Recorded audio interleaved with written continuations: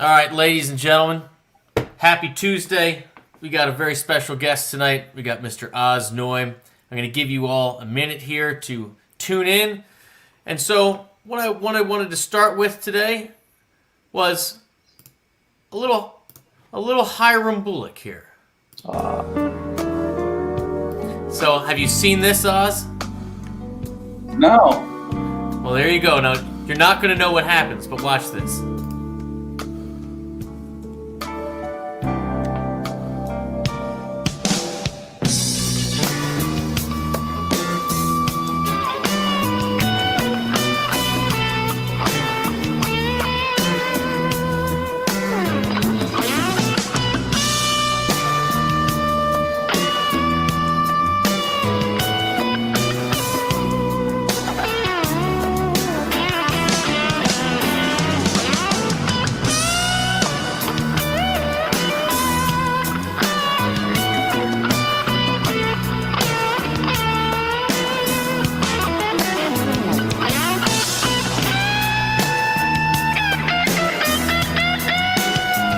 Yeah.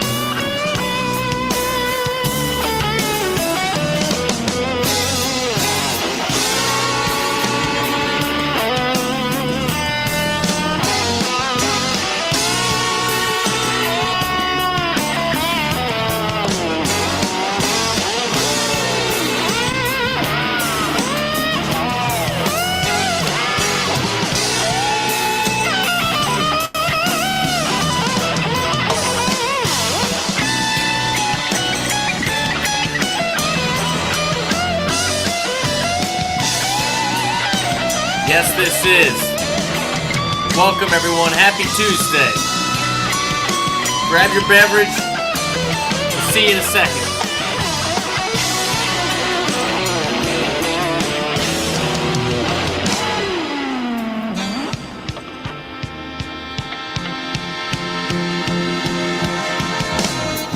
Yeah, why don't you just grab the one with boots.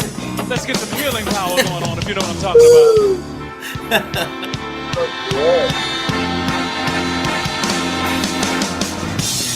Don't fight the feeling, baby. That's right. Go on, love the one you're with and get some healing power.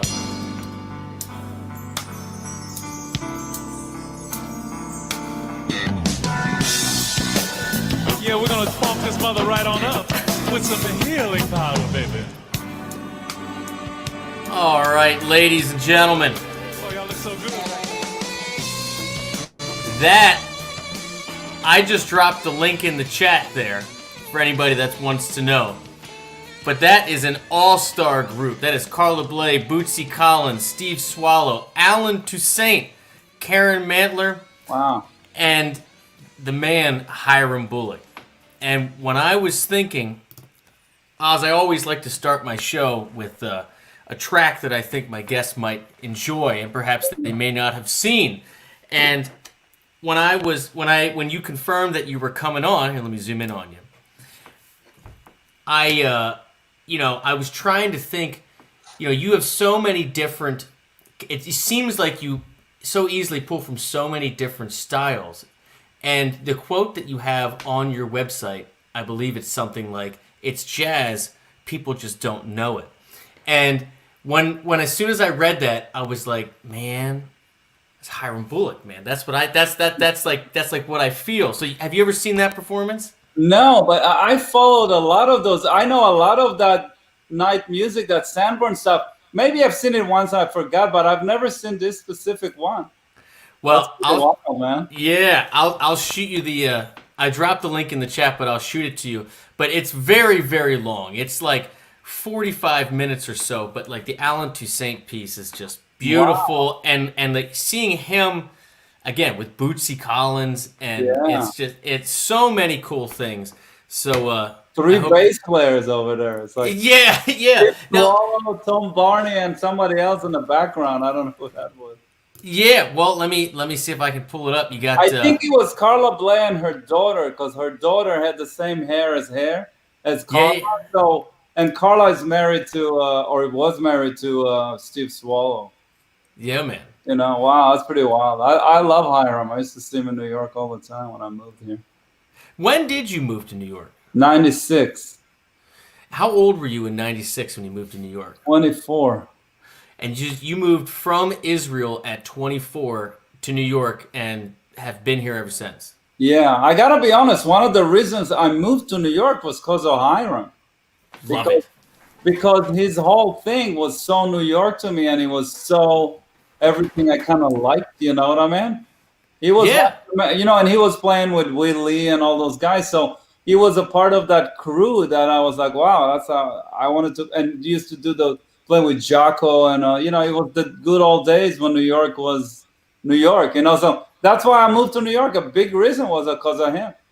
That's great. So I nailed it. I got a good track for you. You really nailed it, actually. That's awesome. Well, like I told you in the email, and I know you've seen maybe a video here and video there, but this whole channel is about exploring new music so that we can be motivated and inspired to keep playing the guitar. And so when I have guests on, it's not your typical interview. We like to kind of, learn about you through some tracks that you've chosen to share with us. Sure. And I just wanted to say, one, I really am a big fan, and I really appreciate you coming on here and taking the time tonight, man. Thank you very much. I'm happy to be here. And I really loved it when you asked me to get some YouTube, tracks in the beginning. I was like, I freaked out. But then it was really easy. I just thought about, there was pretty much like a couple of videos of periods of, music that was probably the most influential to me. And I that's what I chose, Well, we'll get into it in a second. Let's say hi to everybody in here. We got Mr. Tonic Amps. Dude, how are you? Yes, we have a Discord channel and server. I plugged this interview in there for anybody that is a member at the YouTube channel or on my website who is a paying subscriber over there. You have access to the Discord server, and there's hundreds of people on there now, and I want to thank all the moderators that are doing a killer job over there for making that happen. Fantasy, welcome. Lucky, Beware. Yeah, make sure you check out Oz's website, and Oz's links are in the description. So anybody that doesn't follow him on YouTube or Instagram, those links are in there. Ryan O'Donnell, Angry Shoebox. We got Brian Burke, Fishing Idaho on a Harley. How you doing, fishing? So, Oz. Yeah. Where do you want to start with these tracks, man? You want to start at the beginning, something that maybe motivated you to get playing? Tell me where you want to start and why. I'll tell you where. It was really interesting. It's kind of the journey of my musical journey till I moved to New York. Those tracks, kind of great. That's it. Yeah. So start with the Pep Metheny thing. I can do that. So the timestamp you And gave then I'll me here explain is why, or if you want me to explain before. no. You explain now why I pull it up if you don't mind. So when I grew up, it was when I stopped playing guitar. I was 10 years old, and it was in the mid '80s. So there was two things that completely changed my life, musical life. One of them was the Pat Metheny group, and the Pat Metheny record called "Still Life Talking." And then after that came a record called "Letter from Home." I think that was the name of I think the next one after. I think that was the name. And he came to Israel in the middle of the '80s to play a show. And after I've seen him, I stopped going to school. That was it. After that, that was it. Yeah, I'm calling it. I'm doing music. So it changed that record, and that show of his changed my life. So I found this YouTube thing that was years later, but it was still that same period. It was after the second album that I liked, and he plays all those songs that I changed my life. So I thought, and he plays great there. It's like the height of that period. He's just on his top of his game, So, and the song that I chose is "Last Train Home," because if you listen to Angry Shoegot's got it. If you listen to the recording, the original recording of the actual album, he plays a perfect solo from beginning to end. It's one long melody through the whole song, and that's like pretty much the height of being a musician or an improviser to get to that level. So Absolutely. and here he plays live. He still plays great, but you know, it's like. All right, let's do it. And Fantasy, thanks for providing a little background here. Mods, you guys always kill it out there. Make sure you give the mods some love. All right, now let's pull this up here. 2022, let's do it. You tell me how long you want to go. You just start waving your hands. Yeah. I have not seen this. Right.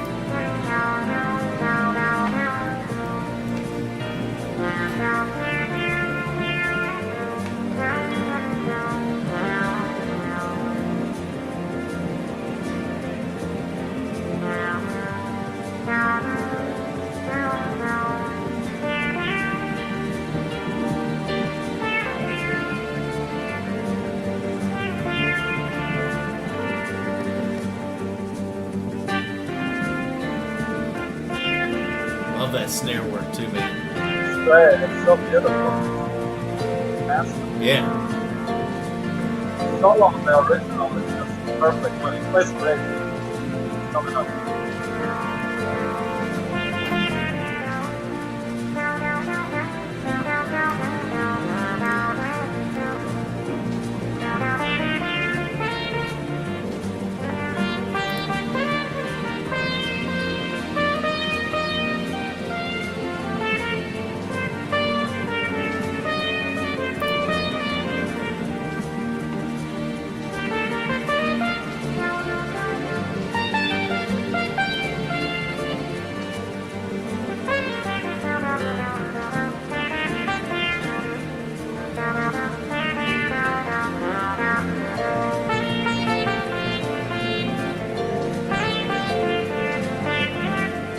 Anyhow.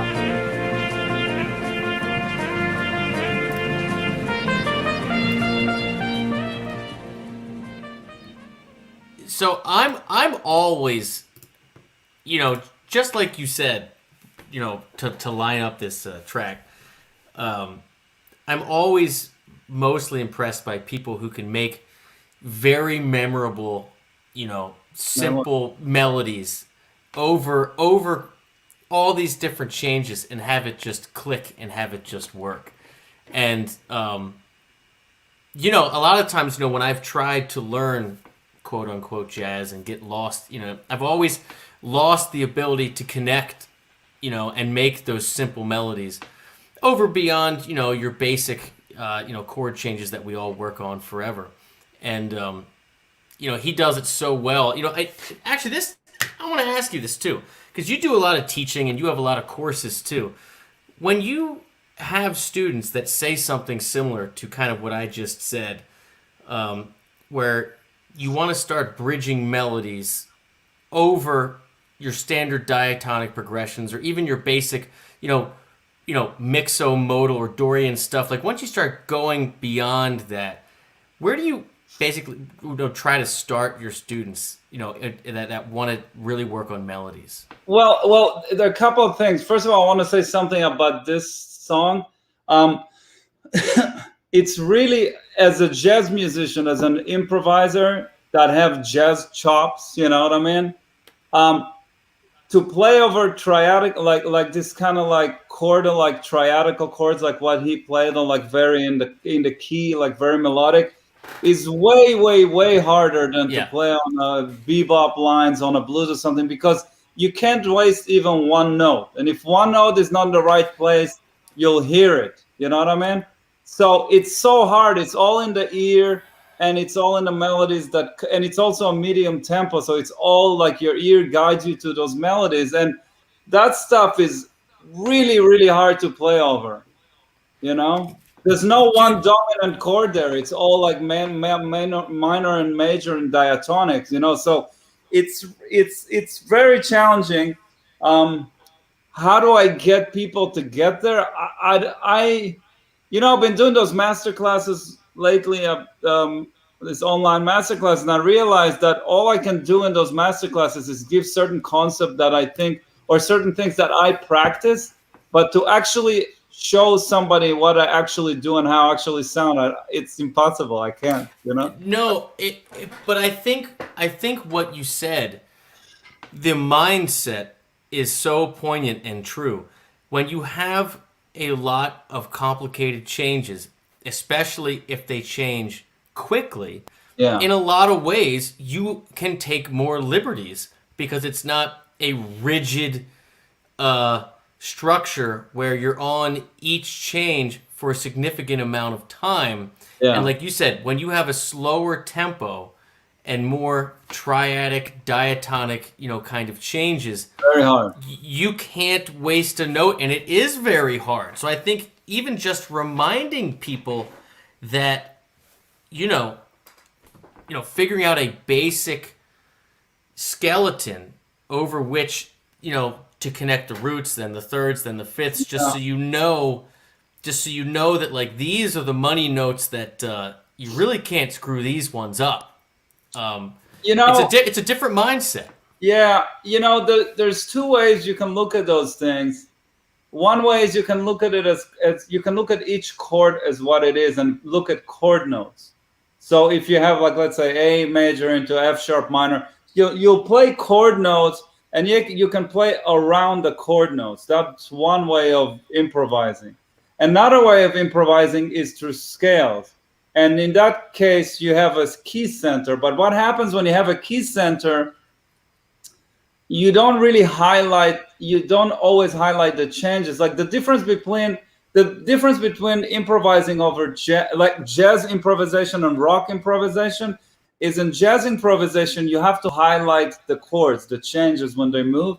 And in rock improvisation, you just play over the key center, you know what I mean? And you just play melody around that. You don't have to highlight the harmony normally of a rock when you play a rock solo or even a blues thing. If you do, it sounds kind of funny, So in this case, he's basically playing like pop harmony, you know what I mean? The harmony is not really jazz, but he has to improvise over it in a jazz kind of way, because you have to hear the changes of the chord, but also you have to hear melody. So it's like a mix between the two things. It's hard to explain exactly.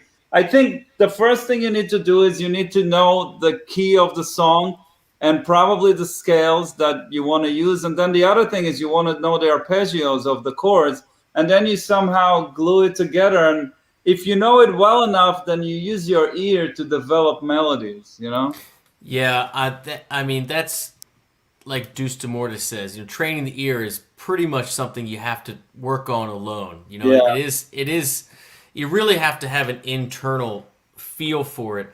But I would also add on to what you said before, which is I've always thought and felt and have taught that the longer you're on a chord, whatever the genre is, whatever the style is, but if you're in a really slow tempo, Yeah. or if you stay on a chord for a really long time, but the longer you're on it, the more it kind of behooves you to play and say something about that chord like it's its own moment in time. And the converse is, the faster things go, I mean, you might grab a third as it goes by, you might grab something as it goes by, but I've always felt if you're on the hardest tunes are always the slow ones. Yeah.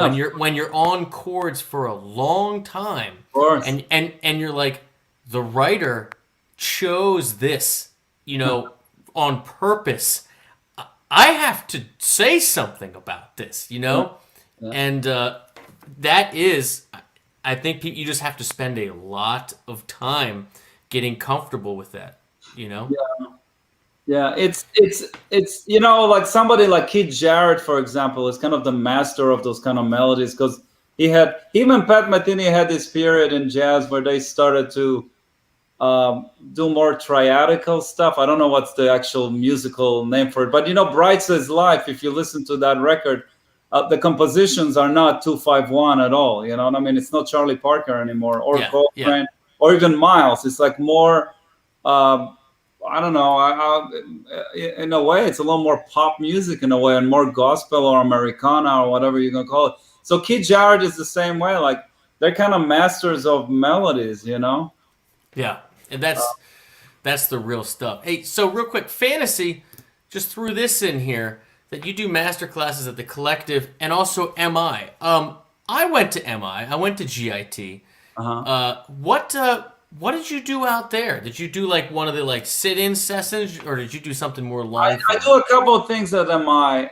First of all, just a side note, I've done bazillion master classes in LA and other places. I only did 2 in New York or 3 in New York since I moved here like 25 years ago. Why is that? Because New York is a weird place. I don't know. And I've done it with a collective, drummer collective, but I go to LA a bunch, you know. So I sometimes I stay there for a little bit. So when I'm there, I'll do a master class. I've done a lot of master classes there, which is just me, you know, doing an hour and a half. But the thing that I really like to do when I'm there is, you know, at MI, Scott Henderson's got the open counseling thing, correct? Yeah, I did a bunch of those. The real reason I go there to do it is because I do the open counseling with him.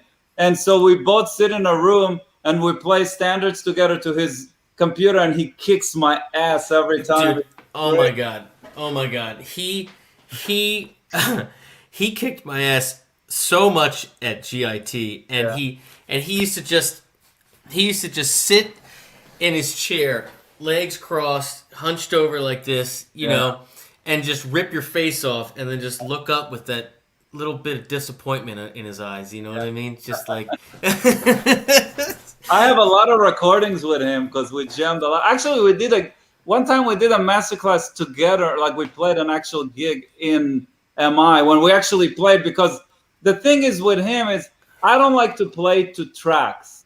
Like I don't know, I'm a New York musician. I need people around me. I don't even practice with backing tracks. It's like I don't know. It's the anti vibe for me. I don't know. You want the power.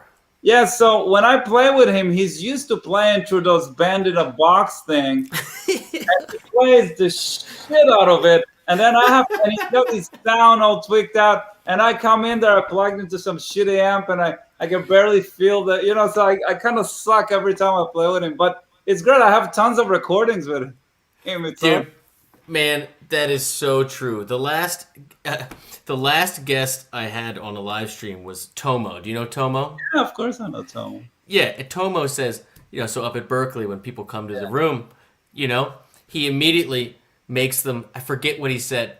I believe he said, turn the bass all the way down, the treble all the way up, and the reverb all the way off. And that's how he makes them play the entire time in the practice room, like for the entire tenure that they're at Berkeley. Oh, wow. Just like the worst dead cat tone ever. And those guys, they just do that, man. It's just I remember those crappy little amps and those crappy tracks that we always had to play at GIT. I know exactly what you're talking about. Yeah. But it's fun. I like doing it, and it's very inspiring to me.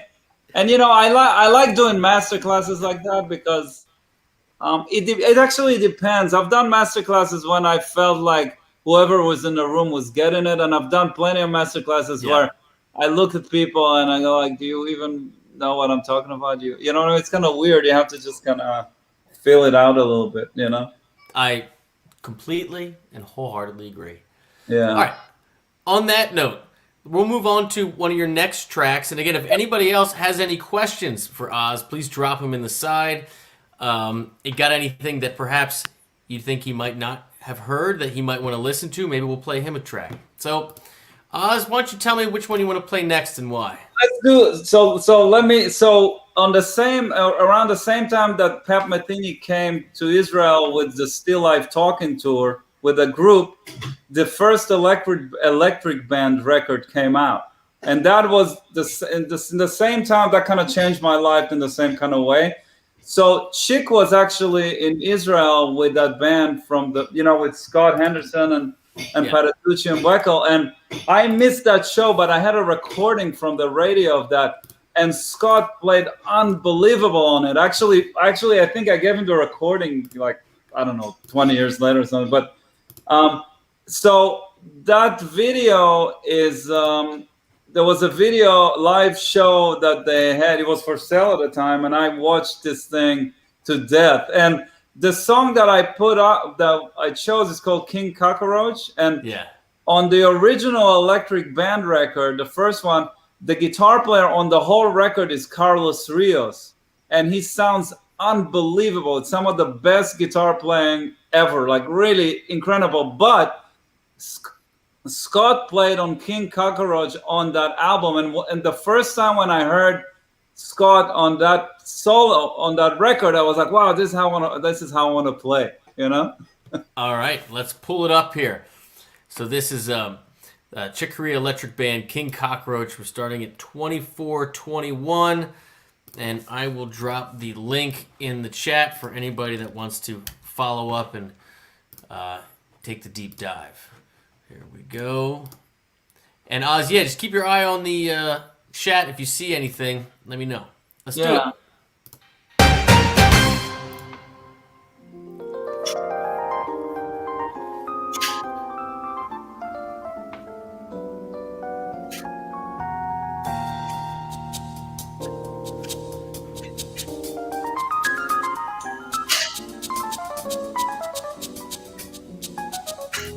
Thank you, DH. Make sure you check out Oz. Then you check out his live stuff. I posted a video about 5 videos ago.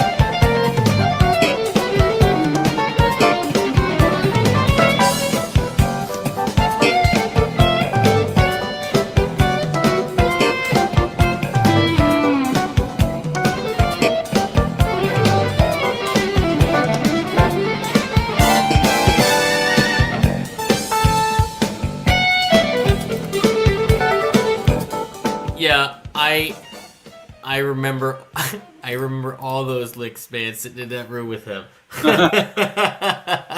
It's so great to see him young, you know. Yeah. Mr. Tonic Amps wants to know, did you ever play with Chuck Diolia or Nicky Maroche? Both are New York guys. I know Nicky, but I never played with either of the. I don't know the other guy. I know Nicky a little bit. Like I don't know him. I hanged with him once. I saw him playing with Sanborn, but I don't know those guys. Paolo, good to see you. Say, how do you feel seeing Dave up there, and how's he in your band? He looks really young in this band.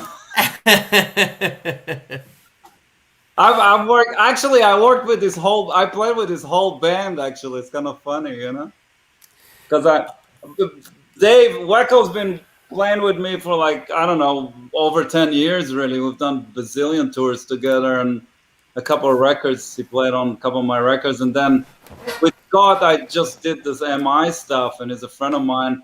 Patitucci, I played on and off in New York, here and there. We actually almost recorded a jazz album a couple of years ago with him and Jeff Tain Watts, but then I chickened out and I didn't do it. Why'd you chicken out? Because I didn't think I was ready, and I had my I think it was before I released Twisted Blues Volume 2. Actually, Twisted Blues, Chick Corea is playing on Twisted Blues Volume 2. So yeah. So I kind of, it was just maybe too much, and then we were doing those gigs at the 55 in New York, and kind of got into a vibe, but I don't know. I didn't think I was ready yet to do a jazz record. You know what I mean? Like, yeah, I know what you mean. Totally. So it's a different thing than, you know. So that's the story. I know we talked a little bit about this off camera. You know that New York's been dead, and you know we're all waiting for things to come back. So, yeah. What have you been working on, or what do you feel like sharing that that you can tell us is coming up for you? What can people expect? Well, before the pandemic, I finished an album, my 8th solo album, and it came out in November. It's called Snapdragon. Yeah, saw it on your site. So when I finished that album, that was pre-pandemic. That was actually I finished mixing the album like literally a month before the pandemic started. So when I finished the album, I decided that I want to take a break from it because I wanted to kind of go in a different direction and do more jazz kind of records, because I've done this kind of electric jazz or whatever, fusion or whatever you want to call it for 8 albums, and I kind of felt like I had enough, and I played with all these guys enough, you know what I mean? So I wanted to make a change, and also it was the first time since I moved to New York in my life really where I didn't have any new music. I usually, when I was making a record or finishing an album, I already had stuff lying around for the next one. So after I finished this album, I kind of was just not taking a break, but just kind of recalculating. And then the pandemic started, so it was kind of a perfect time for me, you know. I haven't written anything since a year ago. The way it works for me is I only start writing when I have a concept of what I want to do. You know, I mean, if I want to do a jazz record in a style of blah, blah, blah, or a trio or quartet, whatever, then I'll start writing. I haven't really had any big revelations about what I want to do in that sense. So I haven't done any writing. I've been taking lessons, ear training lessons from somebody weekly since the pandemic started. Man, I love hearing you say that you're doing that. Man, we all need to do that. You never get to a spot where you shouldn't do that. I try to take guitar lessons from people, but they don't always give them to me. You know what I mean? There's people that kind of but I have friends of mine or people that I really like.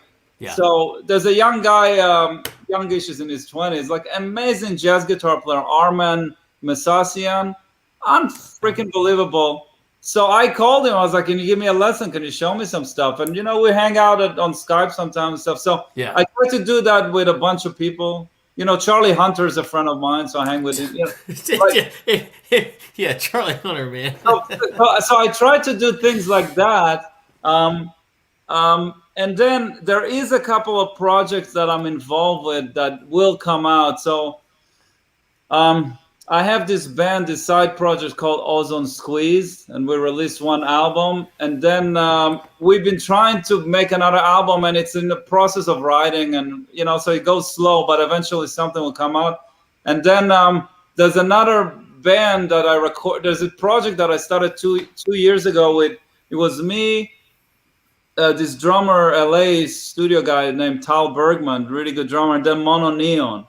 So we recorded. And we came up with a whole record, and we didn't know what to do with it. So we added keyboard player Michael Bearden, is a famous MD. Yeah, and, yeah. and then Ty Taylor is a singer for Vintage Trouble. And actually, we end up writing songs over all those grooves. So now it's a record with songs. You know what I mean? So well, let me ask you about that. So yeah. I saw. Forgive me if I misquote you, but I saw a quote somewhere where you said something like, "I tend to write music, not songs." Something to that effect. Okay. And did I just put words in your mouth? No. What I meant to say is I don't write songs. I'm not a songwriter. I write instrumental music. I write music. I don't know how to write a song. Right. To be a songwriter is a profession. It's like you have to know how to do it. I don't know how to do it. I don't really know about lyrics enough. I don't know about. I can structure a song if somebody has idea, but I never wrote a song. You know what I mean? I write music like Yeah, no, and that's what I knew you meant when I saw that. And so when you just said, you started with this, then you added these two other pieces, then you brought in the singer, and you started writing songs. I didn't write them. It was more like the singer and this other songwriter wrote the songs over to the music. Yeah, I wrote the hooks. Let's put it like that. Now, but did you dig that though? Here's the thing. I have mixed feelings about this kind of writing, and it's happening today. It's like it's what's called top liner, like people that do top lines. So basically, what happens today in pop music is it's been around for a long time now. People put a groove together, a couple of chords, and then you get those writers that write hooks. They're called top liners. I see.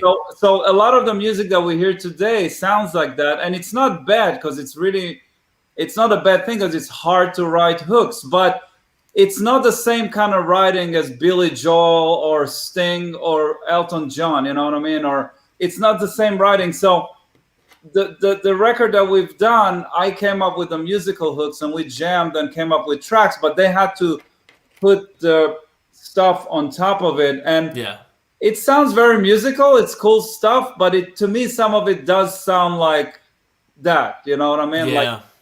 And again, it's a style of writing, which it's cool for certain things. And then I think you can only go so far with it. You know what I mean? Because you're limited to something that's already structured and finished, Yeah. Do you ever, or have you ever in your past, or do you aspire to work with the writer from scratch and figure out the music based on the message and you have a melody, let me put it and go back and forth?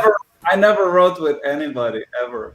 Do you ever, could you see yourself doing that? Does it feel like some uncharted territory that's just frightening? I tried once or twice and I was bored to death from it. because you I'm not a songwriter, and I've been in situation in a room with a band when you jam and you come up with stuff. Yeah. It's okay. You get stuff that sounds very jam band-ish because it's limited. You can't sit down and dig into something. It's just it's a vibe between a few people. I like to kind of dig into something and come up with idea and another idea and let it sit and put it together and take it up. You know what I mean? It takes me longer to write. So it's just a different kind of thing. I'll be open to maybe do if somebody have a good idea, but usually what happens from my experience, because I'm a writer, is every time people go like, "Oh, let's write," I end up being the one that bring all the ideas, Yeah. I'd rather just sit at home and make it good. I love it. It's just, it That's just goes to reality behind the scene, you know. no, dude, I love hearing that because, you know, we all have different goals, we all have different strengths, we have things that we want to do, and it's all good. So I appreciate you sharing that, man. You know how many times I get people go like, "Yeah, let's do something together," and I know exactly what that means. It means you bring all the shit, you put it all together, and I'll play. You know, I know exactly how this thing goes. So I usually now I just go like, "Yeah, bring some stuff, let's do it." You know, and most people don't. They just don't have it in them. You have to be like a writer or a band leader to kind of have that sense of, okay, you know, this is how it works. You know. Yeah. I love it. All right, everybody, if you're just tuning in, we got Osnoy with us. He's going to share a couple more tracks that mean something to him. I see some people coming in that we see Dime Life. How's it going? Devoted to Mariah. Good to see you. Ryan O'Donnell. Good to see you. Oh, Vandy is not here. He is. He's doing whatever. Ronald Ellenberg. Yeah, they're different worlds, different callings. Absolutely. All right, Oz. Let's pick your third track. Which one you want to do and why? Okay, so to keep up with the history, so what happened is after I saw Metheny's group and the electric band, I remember calling this guitar teacher in Israel and telling him, "Hey, I want to play this modern stuff." And he says like, "Okay, but you want to learn how it works, so you want to learn jazz, you know, like scales and modes and all that stuff." So I went to this teacher in Israel, and he taught me like the Berkeley kind of thing, you know, and it helped. And I tried really hard to play like Metheny or like Scott, and I didn't sound anything close to that. So then I met another Israeli teacher that just came back from New York, and he was playing. Yeah, he was actually a bass player that played with Barry Harris. You know who Barry Harris? He's a famous piano player. Yeah, that actually has a school and the whole thing. And he listened to my plan, and he go like, "Okay, if you want to learn, if you want to play all this modern stuff, you have to start at the root. You have to learn the language of jazz, which is bebop." So he got me, thank God, he got me heavily into bebop. And at that point, I kind of let all the Pat Metheny stuff and Scott Henderson and Sco and all that kind of stuff go. I got a Epiphone hollow body guitar, and I was a Wes Montgomery clone for a bunch of years. I played with my thumb. I used to play full Wes Montgomery solos by heart, like records by heart with the solos. I would play a record and play the whole thing, yeah. And I even used to have a band where we play Wes Montgomery music. So when I grew up in Israel, it was before YouTube and all that stuff. So a friend of mine brought a video of Wes, and that was the first time I've seen Wes live. And I wore that video out. So this is one of the songs from that video, you know. All right. Yeah. So this is Jingles, and this is. Let me drop this link again in the chat so everybody has it, and we'll let this go for a little bit. Let's pull it up. Oh, where are we? Bam! Here we go.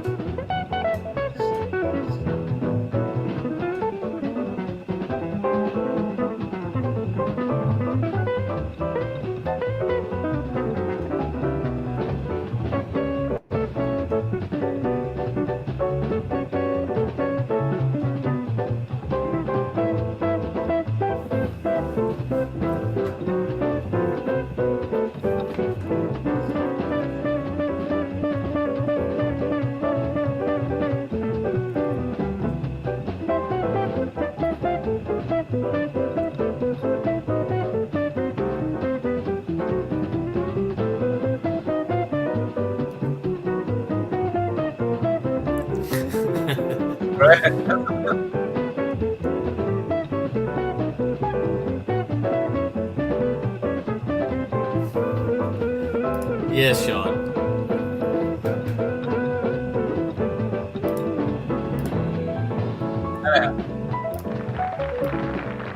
Yeah, I mean, so smooth. His feel, like just his swing feel, like when he plays those Yeah. lines, is unmatchable. You know. By the way, I'm pretty sure that Metheny owns this guitar that's on this video. Oh, really?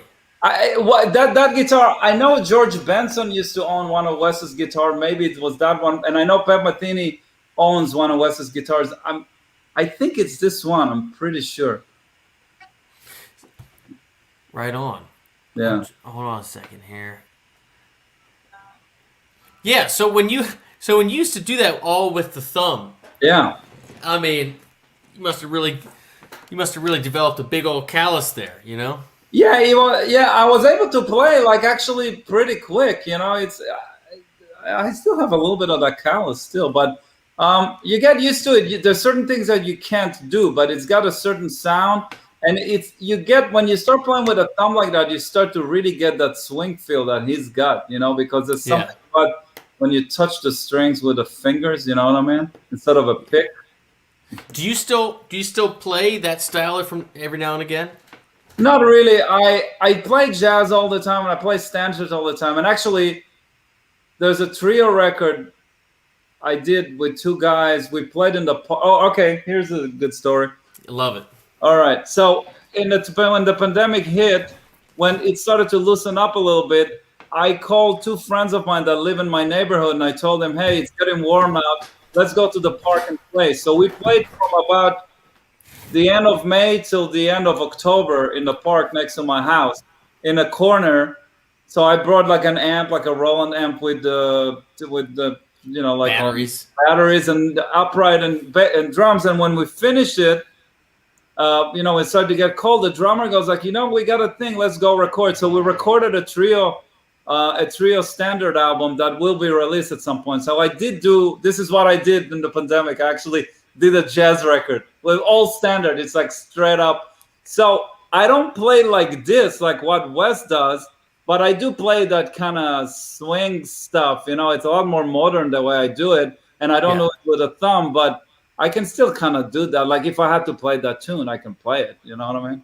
So when you guys just started playing, you just like were out busking, like just on this. Like, I didn't want anybody to put money or anything. But you're out in the street playing for free for 6 months. Yeah, but it wasn't. Yeah, but it wasn't in the street. I live on the Upper West Side, so there's two parks next to me. Yeah, there's Riverside and there's Central Park. So we went to Riverside and we kind of played in an area which it was a corner. I wasn't doing it to play for people. I just wanted to practice. Yeah, and it was great practice. And then people were walking around and looking at us like monkeys, taking pictures. Oh my God, musicians are playing. It's kind of weird. Yeah. So when's that coming out? I don't know. We still haven't mixed it. It'll come out at some point. I think it'll come out sometime this year. I'm just working on it now, just kind of figure out the takes, and it'll be mixed hopefully in a month or something. And it's straight up. I played straight to an amp with no effects on nothing, just clean tone and just standards like Donna Lee and I don't know, like rhythm changes and like straight up, Yeah. Beware wants to know if we can play one of yours. Well, I'll tell you what. For anybody that's watching that isn't familiar with Oz, mods or anybody out there, if you have a specific track of his online that you want to hear the story about, or his thoughts about, or you just want to share, just drop it in the comments and we'll play it. And you can kind of maybe tell us the story of that session or anything that comes to your mind. So by all means, if you have a favorite one, just drop it in there. Let's see what else do we have. Well, I'll tell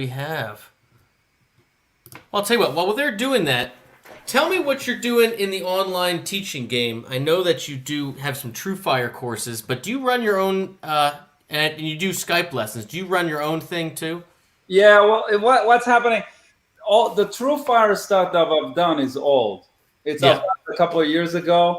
I've done a bunch of videos for different companies. I've done True Fire. I've done My Music Masterclass. I've done Jazz Heaven. I have like maybe 7 things. But I started to do my own masterclasses because I kind of realized throughout the pandemic that I thought, some people ask me, they thought maybe I should do my own school or something. And that stuff is really hard. And there's so many people that doing that. So it took me a really long time to figure out what to do. And then I thought, if I'll do these master classes when I actually talk about my approach and about things that you usually wouldn't hear from, if you take a lesson with me, for example. Sure. Then I kind of came up with an idea, and I started to do those master classes.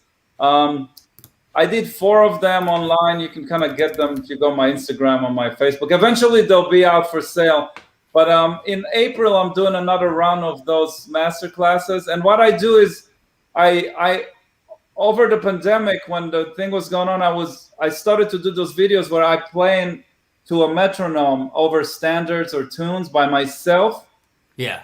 People really liked it. So what I end up doing is I end up calling band members of mine to play on top of what I play to show people, hey, this is how it sounds with a real band. So now I have myself improvising by myself. It's here in the room, and then you can hear it with the band. And then when I do the masterclass, I take each one of those tunes and I kind of talk about topics that relates to my playing on that song. I love it. So where can people find that? What's the address? Well, it's not out for sale yet, but if you go to if you just follow me on Instagram and Facebook, and I already did 4 of those in March. So the next 4 are going to happen in April. So you can register. I'm going to start promoting it in a week. So you can just follow me on Facebook or Instagram, and you'll know when it's happening. Love it. All right. And I So do lessons all the time. Yeah.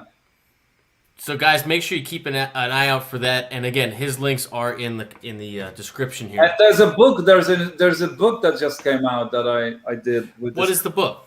It's called Inside Outside Guitar Playing. It's by a company called Fundamental Changes. They're great. They did like a book with Stern and with Rosenwinkel and Patitucci and people like that. So they did one with me, and it just came out a couple of days ago. You can get it on Amazon. It was number 1 for a minute. Really? Woo! Yeah. Love it. Guys, make sure you check that out. And all right, so we have a couple mod requests. Just again for people, Oz, that might not know who you are. We're going to play just a couple things real quick, and then we'll play your last track. So this one was from who? This is from Fishing, one of our moderators, and he wanted to hear about what was it playing with Herring and the Invisible Whip here. Oh yeah. So let me play this for a minute. He didn't time stamp me, so let's see if we can get something in here, and then we'll talk about it. Yeah. Yeah. Let's see if I can. You're in the dark, Oz. You're in the dark.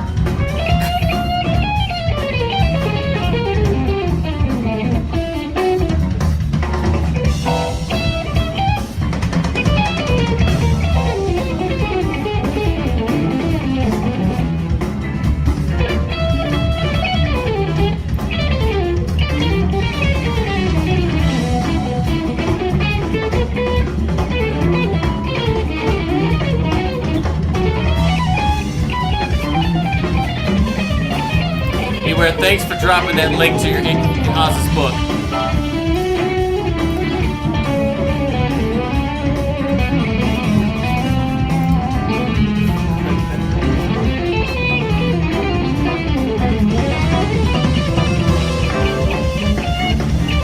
Yeah, who's that on drums back there? It's it was an aquarium rescue unit. Is that Jeff? Yeah, Jeff Sykes. Sykes, yeah, dude. Yeah. Well, what happens with is we did that band, that side project band that I have, Ozone Squeeze, that actually has a singer. So we released an album, and we started the tour. When the record was released, we started a U.S. tour, And the first couple of dates we did with Jimmy, we opened up for Jimmy.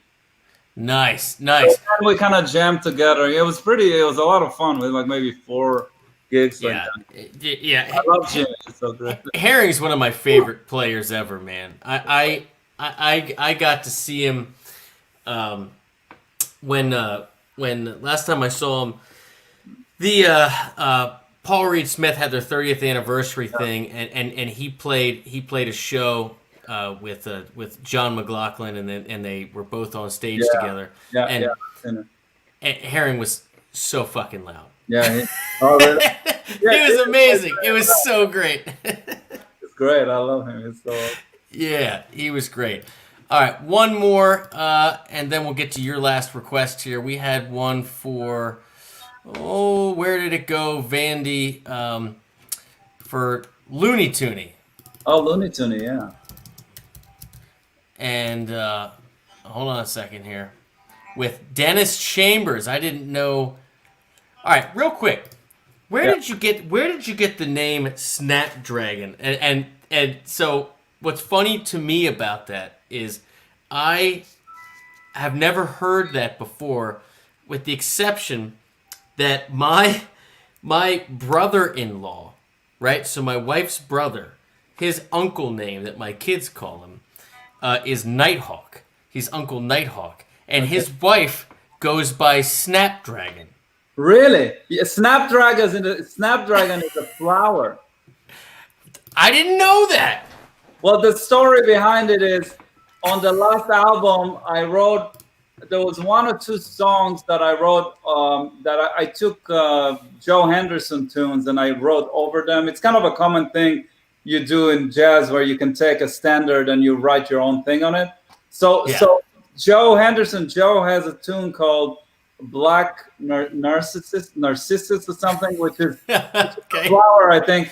So I called my brother, my big brother. He's a scientist. He always gives me names for songs. So I called him. I was like, "Hey, is there a cool name for a flower that I can use? Because this is kind of like, I wrote it over this tune of Joe Henderson." So he goes like, "Well, what about Snapdragon?" Because he knows a lot of, Yeah. And I looked at it, and it's actually a beautiful flower. So that's the story about it. That's hilarious. All right, so let me pull this up here.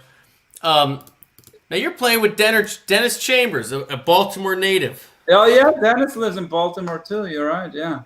Yeah, man. Every now and again, well, pre-pandemic, you could find him wandering around Fells Point every now and again.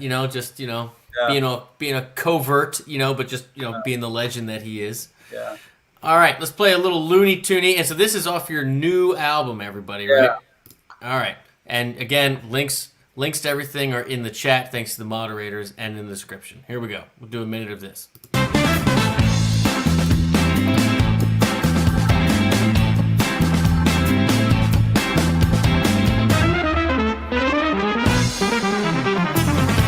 Thank you, Terry. Appreciate the donation, man.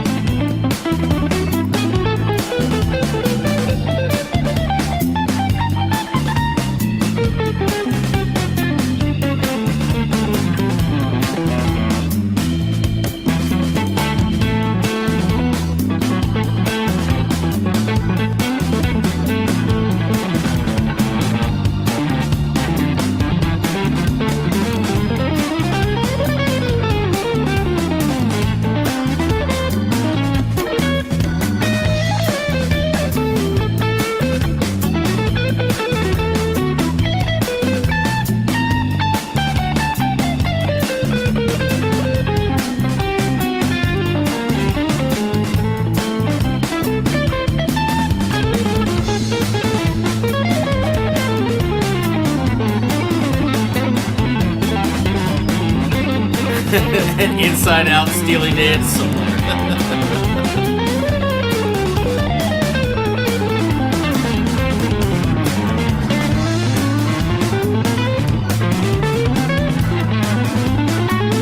Oh, nice. Yeah, love the blonde teller.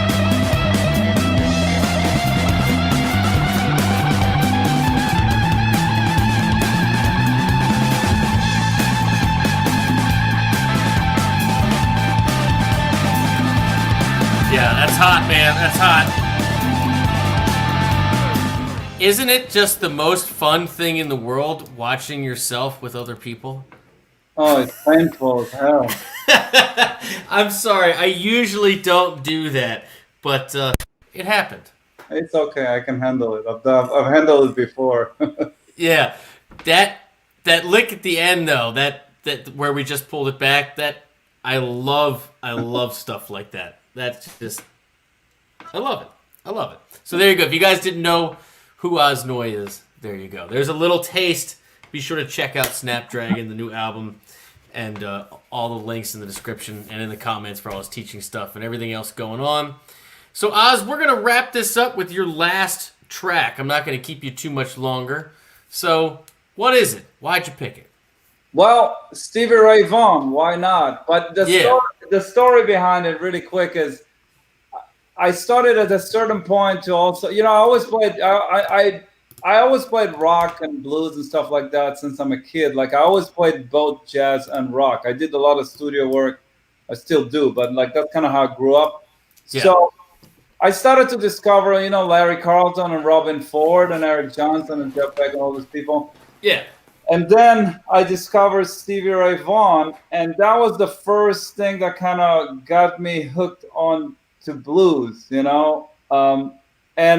that live at Almo Combo is, to me, still, first of all, it's got the best Fender tone in history. Yes. And also, he's got other live shows that he plays is good, but that show was just unbelievable. So anything from that Almo, live at Almo Combo is just gold. And again, that tone is just that he plays on that live recording is unbelievable. So that's pretty much what my heavily influenced, that's how I got into blues. After that, I started to realize that you have to kind of, I tried to play like him and I sucked at it. So I realized that I go and learn the roots of where it came from. So I started to get into B.B. King and Albert King and Freddie King, all those guys. But he's a huge influence. If I can get that tone, I don't know, at some point in my life, I'll retire after. Yeah, I think we all feel that way. I absolutely wore out this DVD. I've seen this a bunch of times, and well, you've all probably seen this, but this is an absolutely fantastic way to wrap up the evening. So this is, what song did you pick here? Testify. It's just the first song on the, any song would have been just fine. Let's do it. I haven't watched. It's like and how loud must it have been in there, man? I was thinking about it. I don't remember if Clapton was talking about him. He said that he went to see him play, and he said he was so loud. But somebody was talking about the fact that he was at that club, and it's a small club in Toronto, I think. Yeah. And he said it was so loud. He played so freaking loud, I mean, it had to be. It had to be with those amps to do that. Yeah. Those are 4 very, very solid picks, sir. I really appreciate you coming on and sharing that with us. That was fun. That's very, very much, very enjoyable for me. Yeah, man. Well, you are welcome to come back anytime. Like I said, I'm a fan. Anybody that's watching that has not heard of Oz before, you're welcome. Please check out the links to not only his music, but his teaching stuff. And yeah, man, that's, like I said, that's what it's all about. It's all about finding new music to make people just keep the thing in their hands and keep getting better. So I really appreciate you sharing what kind of makes you tick, what makes you move. And yeah, man, if I ever come up to New York, I'll let you know. And if you ever come into Baltimore, hit me up, man. I'll come out. Absolutely, for sure. And Mods, thank you so much for all you do, and thank you everybody else for watching. Happy Tuesday. I appreciate you tuning in, and we got lots of fun stuff coming up, lots of really fun guests coming up soon, and I'll see you real soon. Oz, hang on one second.